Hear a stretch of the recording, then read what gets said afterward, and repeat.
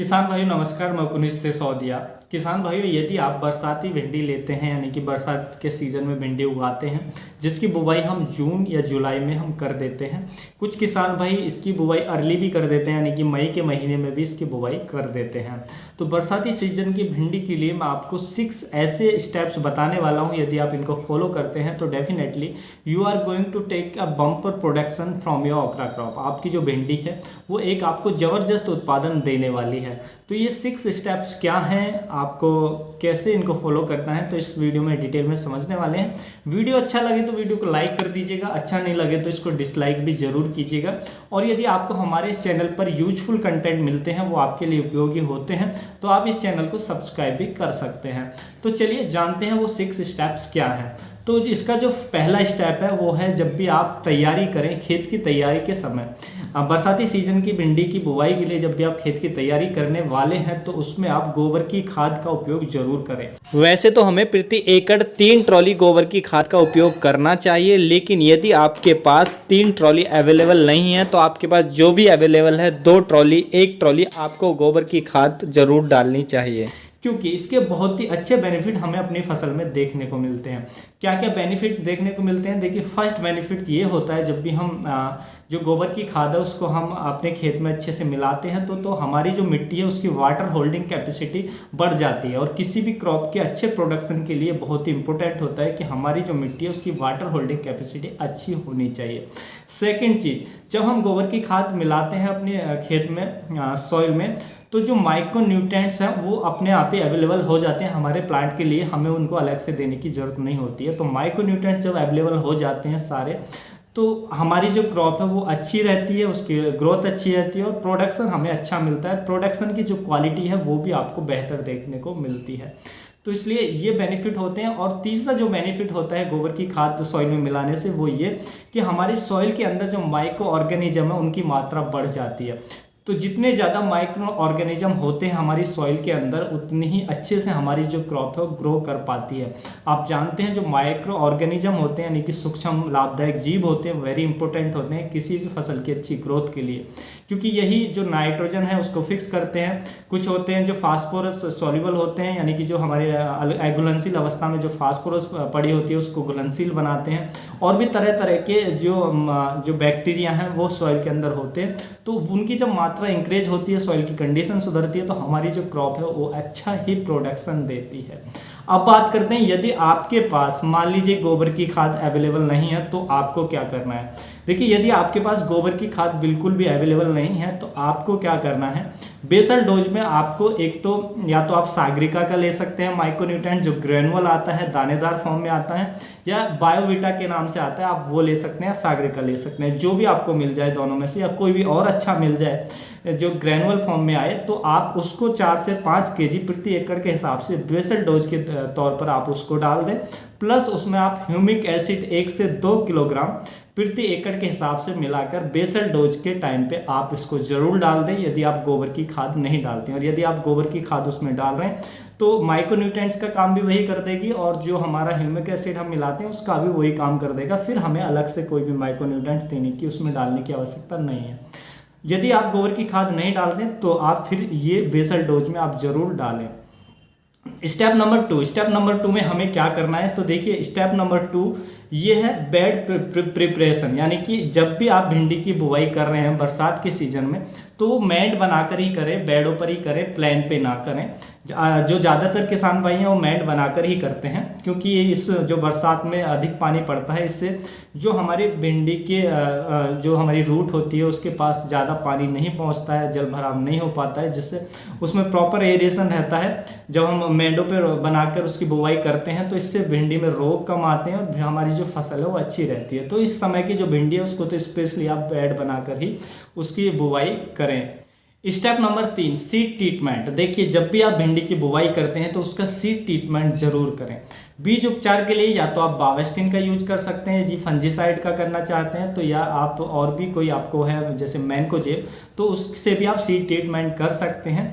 3 ग्राम प्रति किलोग्राम बीज की दर से आप उपचारित करके बो सकते हैं। यदि आपके पास इनमें से कुछ नहीं है तो सबसे बेस्ट आपके पास फिर ये रहेगा हाइड्रोजन पेरोक्साइड।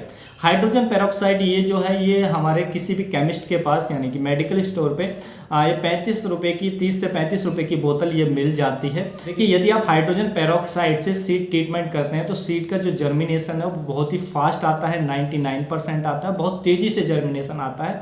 उसके साथ साथ जर्मिनेशन में आपको यूनिफॉर्मिटी देखने को मिलेगी, तो और उसके साथ साथ ये फंगस से भी आपके बीज को बचाता है, तो ये काफ़ी बेस्ट है। इससे सीड ट्रीटमेंट करने के लिए आपको क्या करना है, देखिए इसका जो ढक्कन है इसी को भर ले, जो हाइड्रोजन पेरोक्साइड है ये एक ढक्कन ले और 10 लीटर पानी में एक ढक्कन को मिला लें अच्छे से। उसके बाद जो भी आपका सीड है उसको एक बर्तन में लें और उसी में से जो हमने पानी में जिसमें हाइड्रोजन पेरोक्साइड मिलाया है उसमें से उतना पानी उसमें डाल दें जिससे जो हमारा जो बीज है भिंडी का वो डूब जाए। और ये जो आपको भिगोना है वो भिगोना है एक दिन पहले, जिस दिन आप बुवाई कर रहे हैं उससे एक दिन पहले शाम को भिगो दें और सुबह को फिर उसकी आप बुवाई कर सकते हैं। इससे आपको बहुत ही अच्छे बेनिफिट आपको देखने को मिलेंगे। सीड का जर्मिनेशन फास्ट आएगा, बहुत ही तेज़ी से जर्मिनेशन आता है, तो ये बहुत अच्छा है सीड ट्रीटमेंट के लिए, तो आप इससे भी कर सकते हैं। स्टेप नंबर 3 आता है स्पेसिंग। देखिए इस टाइम पे जो बरसाती सीजन के आप भिंडी लगाने वाले हैं उसकी स्पेसिंग आपको ज़्यादा रखनी है, यानी कि लाइन से लाइन की दूरी, पौधे की उससे पौधे की दूरी आपको बढ़ा देनी है जो आप समर में लगाते हैं उसके अकॉर्डिंग। समर में यदि आप कम भी रखते हैं, जो हम फरवरी मार्च में भिंडी लगाते हैं, यदि कम रखते हैं तो कोई दिक्कत नहीं आती है क्योंकि जो सनलाइट है प्रॉपर तरीके से खूब अच्छी तरीके से निकलती है और ह्यूमिडिटी भी जो है वो कम रहती है, तो उसमें कोई दिक्कत नहीं आती है। लेकिन बरसात के सीज़न में यदि आप उसकी जो स्पेसिंग है उसको कम रखते हैं तो क्योंकि जो सनलाइट है वो वैसे ही कम निकलती है क्योंकि अधिकतर समय क्लाउड्स रहते हैं, बरसात होती है तो सनलाइट कम निकलती है। और यदि हम स्पेसिंग कम कर देते हैं तो उसके बाद भी जो पत्ते हैं उनको प्रॉपर तरीके से जो सनलाइट है जो भी निकलती है वो नहीं मिल पाएगी, जिसके कारण पौधे भोजन प्रॉपर तरीके से ना बना पाते हैं और हमारा जो प्रोडक्शन है वो कम होता है। उसके साथ साथ देखिए बरसात के सीज़न में यदि आप स्पेसिंग कम कर देते हैं तो जो हमारी सनलाइट कम निकलती है, जिसके कारण जो हमारे पत्तों तक प्रॉपर तरीके से सनलाइट नहीं पहुंच पाती है, पौधों में जो एरेशन है वो प्रॉपर तरीके से नहीं हो पाता है और ह्यूमिडिटी भी अधिक रहती है इस समय में बरसात के सीज़न में, जिससे फंगल डिजीज ज़्यादा अटैक करेंगे। तो इसलिए यदि स्पेसिंग आप प्रॉपर तरीके से रखते हैं बरसात के सीज़न में तो एरेशन प्रॉपर तरीके से होगा, थोड़ी बहुत जो भी सनलाइट निकलती है वो प्रॉपर तरीके से मिलेगी, तो जिससे जो फंगस है हानिकारक वो डेवलप नहीं करेगी। इससे आपकी जो क्रॉप है वो हेल्दी रहेगी, अच्छी रहेगी। तो इसलिए स्पेसिंग को आप ज़्यादा रखें, बढ़ा दें जो बरसात के सीज़न में आप भिंडी लगाने वाले हैं। स्टेप नंबर 4, आपको 2 माइक्रोन्यूट्रेंट्स के स्प्रे जरूर देने हैं अपनी फसल में। लिक्विड माइक्रोन्यूट्रेंट्स आप सागरिका लिक्विड में ले सकते हैं या बायोविटा लिक्विड में ले सकते हैं। तो पहला स्प्रे जो माइक्रोन्यूट्रेंट्स का देना है वो देना है जैसे ही आपको फ्लावरिंग स्टार्ट हो, जैसे ही फ्लावरिंग दिखाई दे तुरंत आप एक स्प्रे दे दें और सेकंड स्प्रे उसके 15 से 20 दिन बाद सेकंड स्प्रे रिपीट कर दें लिक्विड माइक्रोन्यूट्रेंट्स का। तो 2 स्प्रे आपको लिक्विड के जरूर देने हैं, इससे आपका जो प्रोडक्शन है वो काफ़ी अच्छा आपको देखने को मिलेगा। उसके बाद स्टेप नंबर 6 में आपको जो हमारा बायर का आता है प्लानोफिक्स, जिसके अंदर जो केमिकल होता है वो होता है अल्फा नेफ्थाइल एसिटिक एसिड। ये एक प्लांट ग्रोथ रेगुलेटर होता है, तो आपको इसका स्प्रे जब भी आपकी फसल में फर्स्ट हार्वेस्टिंग शुरू हो जाती है उस टाइम पे एक स्प्रे इसका जरूर दे दें, या आपकी फसल जो है वो ज़रूरत से ज़्यादा बढ़ती जा रही है तब भी आप इसका स्प्रे दें।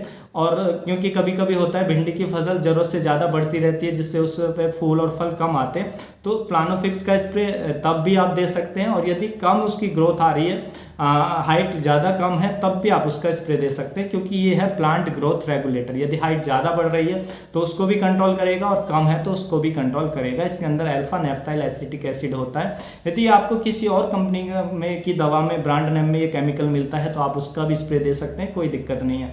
देखिए ये जो केमिकल है यानी कि प्लानोफिक्स आपको केवल 100 से 120 रुपये में मिल जाता है, जिसके 100 ml मात्रा। तो यदि हम इसका स्प्रे अपनी फसल पर करना है तो 4 से 5 ml प्रति 16 लीटर पानी में मिलाकर हमें इसका स्प्रे अपनी फसलों पर करना होता है। इसके काफ़ी अच्छे रिजल्ट हमें देखने को मिलते हैं। तो एक स्प्रे तो आप इसका भिंडी की फसल पर जरूर कर दें। देखिए कुछ किसान भाइयों का मानना होता है कि जो ये प्लानोफिक्स है ये हाइट को कम करता है। देखिए हाइट को कम नहीं करता, ये हाइट को बढ़ाता भी है। ये है प्लांट ग्रोथ रेगुलेटर। रेगुलेटर आप जानते होंगे पंखे में जो लगा रहता है वो भी रेगुलेटर होता है। तो पंखे को जब हमें तेज करना होता है तो उस रेगुलेटर से तेज भी कर सकते हैं, मंदा करना होता है तो उसको मंदा भी कर सकते हैं रेगुलेटर से। उसी तरीके से ये भी रेगुलेट करता है, यदि हाइट कम है तो उसको बढ़ाता है और हाइट जरूरत से ज़्यादा है उसको कम करता है। तो उसी तरीके का ये भी जो हमारा प्लानोफिक्स है ये हमारी फसलों पर काम करता है। तो एक स्प्रे आप भिंडी की फसल पर इसका जरूर ले लें तो उससे आपको काफ़ी अच्छे रिजल्ट मिलेंगे।